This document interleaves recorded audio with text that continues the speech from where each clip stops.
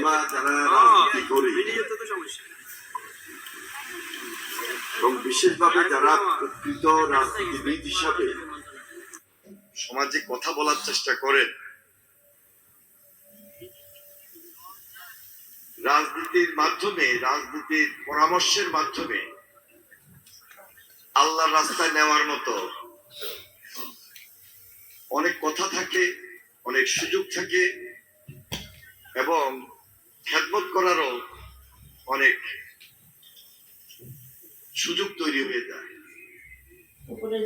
যদি তিনি প্রকৃত রাজনৈতিক চিন্তা করে থাকেন। রাজনীতি মানে এমন নেতৃত্ব মোড়লগিরি না, যে নেতৃত্ব মানুষকে সমীহ করে, যে নেতৃত্ব মানুষকে সম্মান দেয়, তিনি জনগণের নেতা হিসাবে নেতৃত্ব দেন এবং সমাজে ভালো মন্দ যে সমস্ত পরামর্শগুলো দেন, এগুলা একটা ভালো দিক নির্দেশনা দিয়ে আল্লাহর রাস্তায় কাজ করার মতো সুযোগ তৈরি করে দেন। আমরা যারা প্রকৃতপক্ষে দেশকে নিয়ে খুব গভীরভাবে চিন্তা করেছিলাম, বিশেষ করে ১/১১ পরে গত ১৫-১৬টা বছর এই ধরনের পরিবেশ আমরা কেউ পাই নাই। আজকে এই ধরনের একটা পরিবেশ পেয়েছি, এটা আল্লাহর হুকুম। ১৫ বছর আন্দোলন করছি, ত্যাগ স্বীকার করছে, কেউ কষ্ট করছে, কেউ গান ফেলছি, মিছিল মিটিং করছি, করতে গিয়ে পাশ থেকে কেউ গুম হয়েছে, কেউ খুন হয়েছে, কেউ নির্যাতনের শিকার হয়েছে। এটা শুধু এই মঞ্চে আমার মতো যারা আমরা রাজনৈতিক নেতা তারা শুধু নয়, সাধারণ মানুষ সবচেয়ে বেশি ভুক্তভোগী ছিল। একটা পর্যায়ে সবাই মিলে আমরা জুলাই আন্দোলনের মধ্য দিয়ে একটা রেজাল্ট পেয়েছি। আল্লাহ যদি না চাইতো এই রেজাল্টটা আমরা পাইতাম না। তাহলে এখন আমাদের চাওয়া পাওয়ার কিছু নাই, থাকা উচিত না। এই সমাজে বেঁচে থাকবো, স্বাভাবিক একটা জীবন যাপন করব, মিলেমিশে থাকবো, এর চেয়ে বেশি কিছু দরকারটা কি? কারণ এখন তো আপনি জেলখানায় থাকতে হইতেছে না, এখন আপনি মামলা মোকদ্দমায় পড়তেছেন না, এখন ফ্যাসিস্ট আপনাকে আঘাত করতে পারতেছে না। তাহলে একটা স্বাভাবিক জীবনে থাকার মতো পরিবেশ আল্লাহ আমাদেরকে দিয়েছে, এটা ধরে রাখা হলে আমাদের সবার এখন দায়িত্ব। যাই হোক, এটা হলো তাফসিরে কোরআন মাহফিল, কোরআনের উপর সরাসরি ব্যাখ্যা আলোচনা, যেটি আমির হামজা সাহেব, আসসালামু আলাইকুম,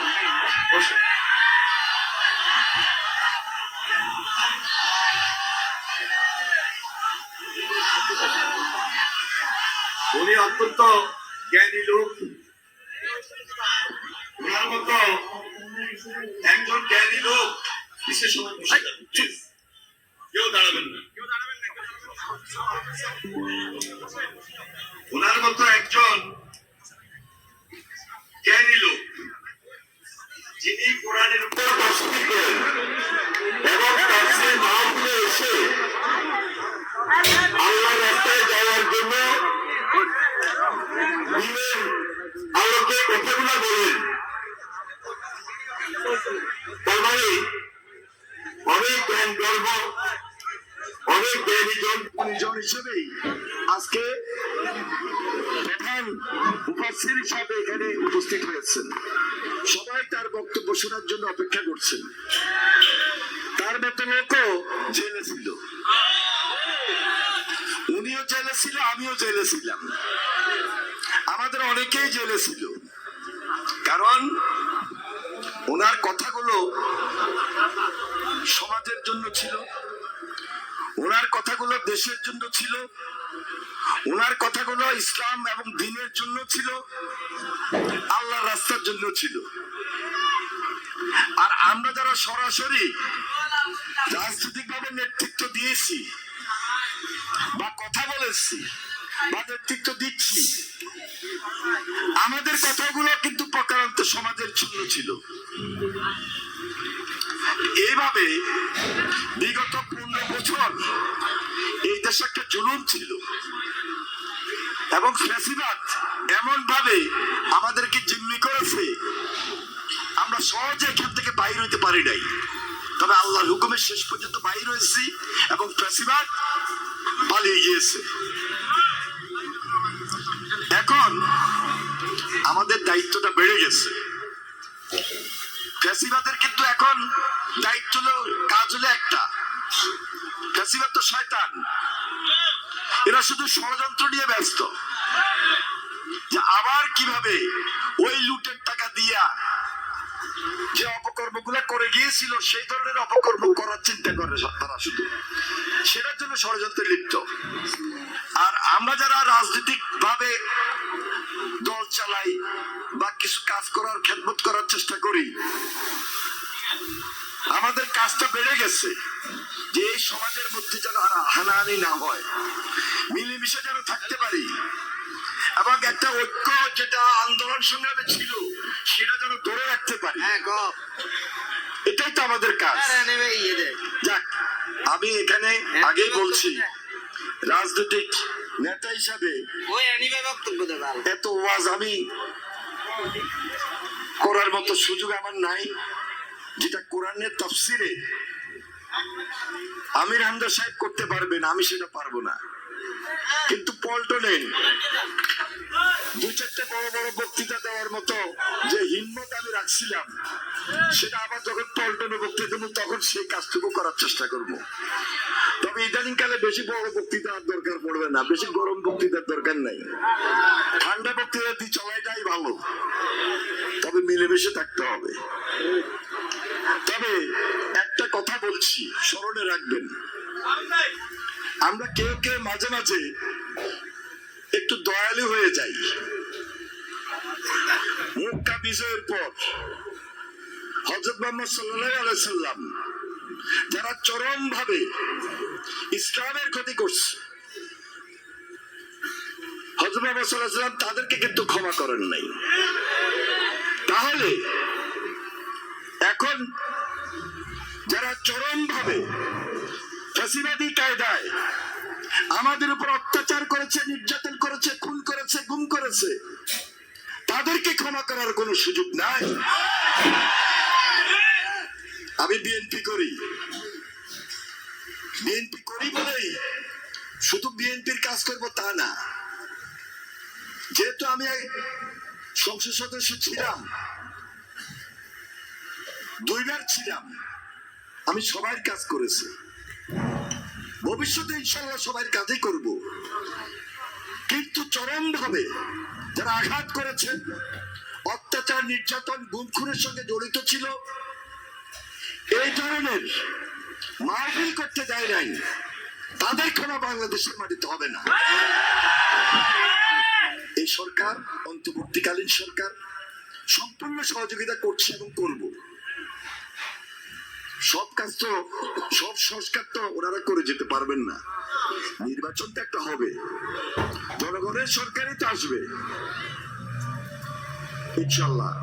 এই ধারাবাহিকতা রক্ষা করার একটা দায়িত্ব আমাদের সবার উপরে পড়বে এবং সেটা যেন সুচারুরূপে সবার পাশে থেকে করতে পারি, এটাই আমাদের টার্গেট, এটাই আমাদের লক্ষ্য, অন্য কিছু না। আগেই বলেছি, চাওয়া পাওয়ার আর কিছু নাই। আর কেউ খুব অতি উৎসাহী হয়ে যাব, ওই চিন্তা মাথার থেকে ফেলে দিতে হবে, স্বাভাবিক জীবনে আসতে হবে। জনগণকে সমীহ করে সম্মান দিয়ে নেতৃত্ব দেওয়াটা এটা একটা বড় গুণ। আর যারা সামনের কাতারে থাকেন অনেক সময় প্রতিবাদ করবেন, প্রতিবাদী হবেন, আবার এটা সহ্য করার, ধারণ করার ক্ষমতা আমাদের থাকতে হবে। তিনি প্রকৃত নেতা। যাই হোক, এই এলাকা গোলাকান্দি, বাল্যাবান্তি, রাধাপুর, এই বাগাখা ইউনিয়ন, পার্শ্ববর্তী দত্তপাড়া ইউনিয়ন, এখানে অনেক এলাকার লোকজন আছেন।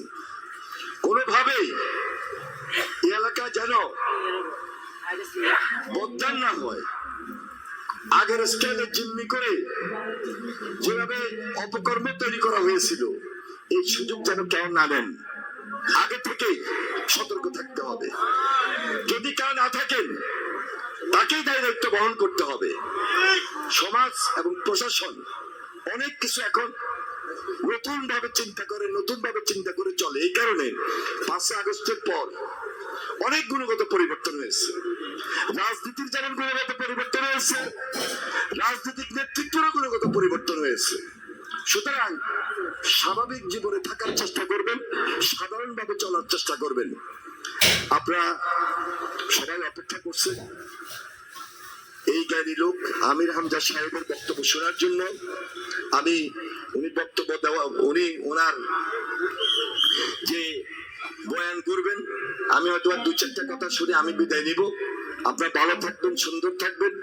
আপনাদের উন্নত জীবন কামনা করে আমি আমার বক্তব্য শেষ করছি।